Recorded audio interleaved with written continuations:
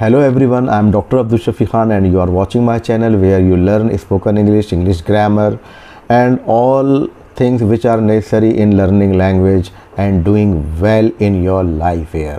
So please collect your courage and create some patience about learning language, because it is always said that learning any language, it is not a simple learning language but it is a miracle. So you are going to do miracle here. So what are the necessary things? First of all, we should learn that what are the necessary things for learning any language. As far as concerned English here, 4 major points are very necessary for learning English, and these are the LRSW. L stands for listening. Listening is very must, and if you will not doing that, so it is just unable to understand the words here, and you will not be able to make your real pronunciation, because English is just a different language. It is written something and saying something. It is a difference between the language here. In Hindi we write it and we read it carefully, but in English we read it something and we read out another thing. यहाँ उच्चारण में थोड़ा तब्दीलियाँ होती हैं. हिंदी में जैसा लिखा होता है वैसा पढ़ा जाता है, चाहे वो कहीं का भी लर्नर्स हो, he will read it out accordingly.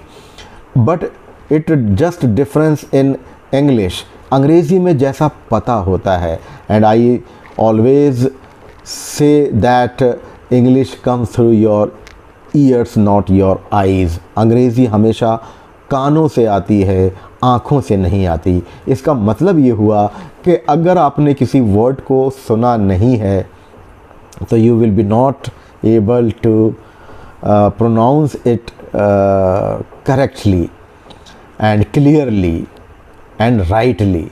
तो आप उस वर्ड को सही नहीं बोल सकते, आप स्पष्ट नहीं बोल सकते, क्योंकि यहाँ पर लिखा कुछ और जाता है और बोला कुछ और जाता है. बाज़ मरतबा बहुत से लेटर्स जो होते हैं वो ओमिट कर दिए जाते हैं, यानी वो लिखे तो जाते हैं लेकिन पढ़े नहीं जाते, और या वो उच्चारित नहीं होते, या वो बोले नहीं जाते.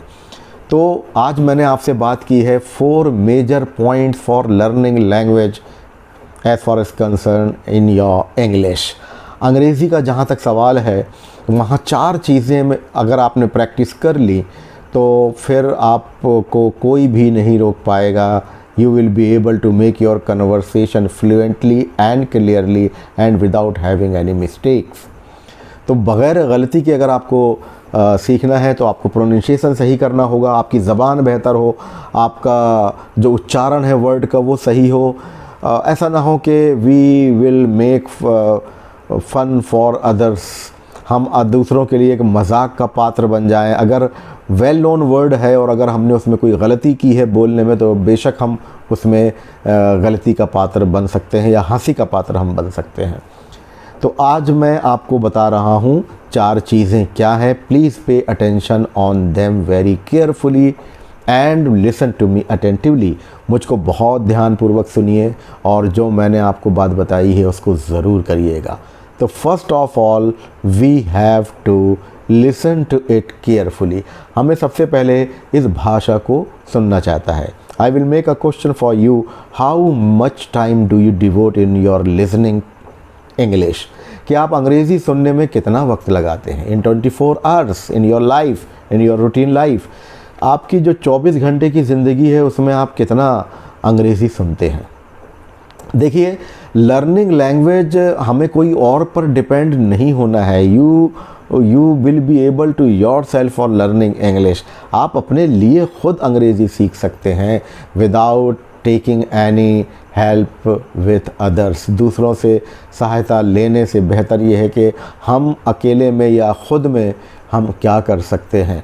तो पहला ये है कि आपको किसी की ज़रूरत नहीं है, इसमें आप लिसनिंग कर सकते हैं. तो how much time do you devote in listening English. अंग्रेज़ी सुनने में कितना वक्त लगाते हैं आप. तो that is the first time. मैंने आपसे कहा कि अंग्रेज़ी जो है वो आँखों से नहीं आती, क्योंकि आँखों में लिखा कुछ और रहता है, पढ़ा कुछ और जाता है. इसलिए हम इसमें आँखों में यकीन नहीं कर सकते. हमें यकीन करना होगा हमें अपने कानों में. एक वेल नोन एग्जांपल देके मैं आपको अपनी बात क्लियर करूँगा कि जैसे वेल नोन वर्ड है BUT, बट है, बुट नहीं है. लेकिन PUT पुट होता है, पट नहीं होता। अगर किसी ने PUT पट कहा तो हमारे चेहरे में एक मुस्कान आ जाएगी। क्यों आ जाएगी? क्योंकि ये it is well known word and nobody can commit here any mistake. कोई भी इसमें मिस्टेक या गलती नहीं कर सकता, क्योंकि ये बहुत ज़्यादा जाना जाने वाला वर्ड है। तो वेल नोन वर्ड्स में अगर हमने कोई गलती की तो डेफिनेटली हम जो है वो एक मजाक का पात्र बन सकते हैं। हाँ, ऐसे कोई हाई साउंडिंग वर्ड्स है जो it is not known commonly among the people here, और लोगों के बीच में वो कॉमन वर्ड नहीं है, तो आप कुछ भी उसको प्रोनाउंसिएशन कर सकते हैं। No one will mention you here, तो कोई भी आपको वहाँ पर मेंशन नहीं करेगा क्योंकि वो वेल नोन वर्ड नहीं है। बट जो वेल नोन वर्ड है तो उन पे तो केयरफुल होना पड़ेगा आपको।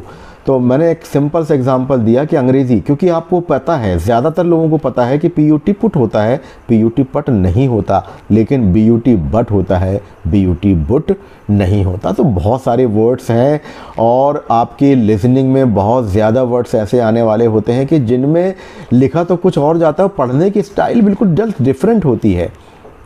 सुनना बहुत ज़रूरी है। तो आपको पहले तो ये है कि आपका सुनने के सोर्सेज कहाँ से आप पैदा करेंगे। ऐसा ना हो कि गलत सोर्सेज आपने चूज़ कर लिया और उसको अगर आप सुन रहे हैं तो जैसा उन्होंने कहा वैसा आप उनको कहेंगे। तो कुछ चीज़ें तो ऐसी होती हैं कि मैं आपसे डिस्क्राइब ये कर सकता हूँ कि बहुत सारे वर्ड्स अगर आप सुनेंगे और उसमें कुछ कॉमन चीज़ें देखेंगे तो आपको पता चलेगा। जैसे कुछ चीज़ें मैं आपकी तरफ इशारा करता चलता हूँ इस वीडियो में, तो प्लीज़ मेंशन इट, इसको ध्यान रखिएगा and pay attention here carefully, और ध्यानपूर्वक देखिएगा कि कुछ वर्ड ऐसे होते हैं, जैसे अंग्रेज़ी का कोई वर्ड है और बहुत स्टार्टिंग में है और डबल कंसोनेंट से स्टार्ट हो रहा है, तो वो हमेशा जो फर्स्ट जो कंसोनेंट है वो हाफ प्रोनाउंसिएशन होता है उसका। जैसे मैंने आपको एग्जांपल दिया START, स्टार्ट, यानी आप इसको स्टार्ट नहीं कहेंगे, स्टार्ट यानी एस जो है ये हाफ प्रोनाउंसिएशन होगा। इसी प्रकार से होगा स्पेशल, स्पेशल, तो इसको मैंने बहुत साइलेंटली और बहुत माइन्यूटली और बहुत लाइटली इसको प्रोनाउंस किया है। Special, special, start, style, style, style में रहने का, लाइक दैट। सो ये वो वर्ड हैं जिनमें एक रूल पता ये चला कि अगर स्टार्टिंग में डबल कंसोनेंट होते हैं तो फर्स्ट आपका जो कंसोनेंट होगा वो हाफ प्रोनाउंसिएशन उसका होगा और सेकंड वाला जो है उसका फुल प्रोनाउंसिएशन होगा। तो ये फुल प्रोनाउंसिएशन किया जाएगा। ये सब तब होता है जब आपने कुछ वक्त इसको लिसनिंग में दिया हुआ है।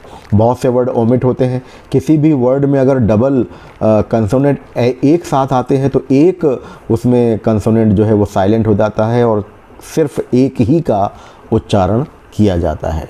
तो ये कुछ कॉमन चीज़ें हैं जो हमें याद रखनी है। तो please devote your time in listening to English speeches, English stories and so many things here. अब दूसरी बात आती है कि वो है रीडिंग सेक्शन आपका। If you devote your time in listening to English story, English passages, then you will be able to make your reading rightly and a correct manners here.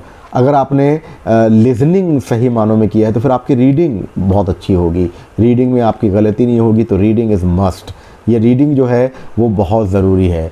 यहाँ पर लॉर्ड बेकन का मुझे एक quotation याद आता है जिसमें लॉर्ड बेकन ने कहा था कि reading is a very necessary thing for learning people here. Lord Bacon says reading makes perfect man, reading makes perfect man, writing an exact and conversation is a ready man. इसका हिंदी में अर्थ ये हुआ कि reading makes perfect man.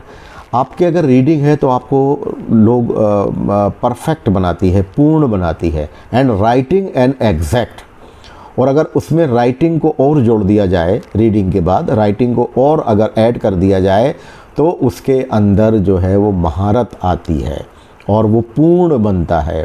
वो perfect बनने के बाद पूर्ण हो जाता है। Reading makes perfect man, writing an exact, यानी रीडिंग के बाद अगर राइटिंग में भी उसने अपना कुछ योगदान दिया है तो वो उसको दक्ष बनाता है। रीडिंग उसको पूर्ण बनाती है, राइटिंग उसको दक्ष बनाती है। And conversation is a ready man. और जो कन्वर्सेशन करते हैं, वार्तालाप करते हैं, बातचीत करते हैं किसी भी लैंग्वेज में, वो उनको हाजिर जवाब बनाती है। तो ये हुआ जो फेमस एसेइस्ट हैं लॉर्ड बेकन, उनका ये फेमस कोटेशन मैंने आपको बताया कि reading makes perfect man, writing an exact and conversation is a ready man. तो ये जो लैंग्वेज है हमारी, एल और आर के बारे में बताया मैंने। L stands for listening and R stand for reading. And writing के बारे में है LRS। इसके बाद जो थर्ड हमारा जो मेजर फैक्टर है वो है स्पीकिंग। आपने लिसनिंग बहुत की, आपने रीडिंग बहुत किया, लेकिन आपने बोलने का प्रयास नहीं किया। जब तक you will not start speaking, then you will be not able to speak any sentences and any verb here. कोई भी आपको एक वाक्य बोलने में दिक्कत होगी if you will not be able to speak in English. बहुत सारे नॉलेज होते हैं, we have a lot of words, we have a lot of vocabulary, but when we are going to speak something we don't have our courage and we make some scare, we create some scare our self. हम अपने अंदर को कुछ ऐसा डर पैदा कर देते हैं कि हम we are not ready to be in speaking, हम अंग्रेज़ी बोलने के काबिल नहीं होते। तो प्लीज़ LRS के बाद लिसनिंग और रीडिंग के बाद अब हम आते हैं स्पीकिंग में। स्पीकिंग आपको करना होगा। If you don't know how to speak in English, अगर आप नहीं जानते कि अंग्रेज़ी कैसे बोलते हैं, but you have to go, you have to start it, you have to go through in speaking. आपको अंग्रेज़ी में बोल जाना होगा सेम उस तरह से जैसे if you don't know how to make swim in the water. अगर पानी में आपको तैरना नहीं आता और आप ये कहें कि I am very principled man and और मैं हमेशा थ्योरी पे विश्वास रखता हूँ, I will learn first then I will go into the water. मैं पहले सीखूँगा उसके बाद मैं पानी में जाऊँगा, तो आप ज़िंदगी भर साहिल में बैठे रहेंगे, आप कभी सीख नहीं पाएंगे। तो same thing happens with English speaking here, you have to start right now. आपको अभी से इसको स्टार्ट करना होगा जब आपको अंग्रेज़ी नहीं आती। तो ये हुआ हमारा LRS और लास्ट में होता है W यानी हमारी राइटिंग। तो राइटिंग बहुत ज़रूरी है हमारी। तो ये 4 मेजर फैक्टर्स मैंने आपके सामने डिस्क्राइब किया, LRS W। फिर मैं इसको रिपीट करता हूँ, L stand for listening, R stands for reading, S stands for speaking and W stand for writing. तो these are the major factor for learning English. Next video में हम आपसे लगातार चर्चा कर रहे हैं और वेरी बिगनर्स के लिए ये वीडियो है, बहुत लर्नेड मैन के लिए नहीं है भाई। इसमें तो मैंने जो स्टार्टिंग से जो ज़रूरी चीज़ें होती हैं, इसके पिछले वीडियोस में अगर आप देखेंगे तो मैंने आपको बताया हुआ था कि किस तरह से अगर हम लेटर्स जो हमारे होते हैं, अल्फ़ाबेट्स जिसको हम कहते हैं, उनको अगर हम सही तरीके से अगर उसकी प्लेसमेंट नहीं करेंगे तो वो मीनिंगफुल हमारा वर्ड नहीं बन पाते लेटर्स के द्वारा या अल्फ़ाबेट्स के द्वारा। And same thing happen with the sentences also. Sentences के साथ भी यही होता है, अगर हमने वर्ड्स का प्लेसमेंट नहीं किया तो सेंटेंस हमारा मीनिंगफुल नहीं बनता। मीनिंगफुल वर्ड बनने के लिए लेटर्स के में एक प्लेसमेंट होना चाहिए जो कोई अर्थ देता है, और ये जो लेटर्स हैं ये हमारे ध्वनि क्रिएट करते हैं और ध्वनि जो है वो हमें अर्थ बताने के काम करती है। And it is a way of expression, और यही हमारा कम्युनिकेशन का साधन होता है, एक्सप्रेशन का साधन होता है। तो हमें अलर्ट रहना है अपने लेटर्स के बारे में और जो वर्ड्स हैं उनके बारे में। और ये 4 जो फैक्टर्स मैंने आपको बताए हैं वो आपको ज़रूर इसको फॉलो करना चाहिए। और without thinking in Hindi and don't try to translate into Hindi. हर वर्ड को ट्रांसलेट करने की कोशिश मत करिएगा, उसको जैसा बोलना है वैसा बोलने का प्रयास करेंगे, definitely you will be able to make your conversation in English. So guys and learners and my students and my friends, please devote some time in these 4 factors. You will be able to write and learn and make your conversation in English fluently. तो fluency लाने के लिए आपको words की पहचान बहुत ज़रूरी होगी जो आपके लिए स्पॉन्टेनियस आए, विदाउट थिंकिंग, कि आप सोच ही रहे हैं कि इसका ट्रांसलेशन क्या होगा, आप सोच ही रहे हैं कि इसका अर्थ क्या होगा। तो it should be spontaneous overflow, ये हमारे लिए स्वतः हमारे ज़बान से निकलना चाहिए। तो आज मैंने आपको 4 फैक्टर्स बताए हैं, उम्मीद है आपको पसंद आएंगे और आप ज़रूर इसका प्रयास करेंगे। नेक्स्ट टाइम आपको मैं और भी कुछ हैबिट्स जो होंगी, गुड हैबिट्स होंगी for learning English and speaking English, I will describe you. तो you listen to me carefully, thanks a lot, and please subscribe my channel if you didn't subscribe so far. Thank you very much.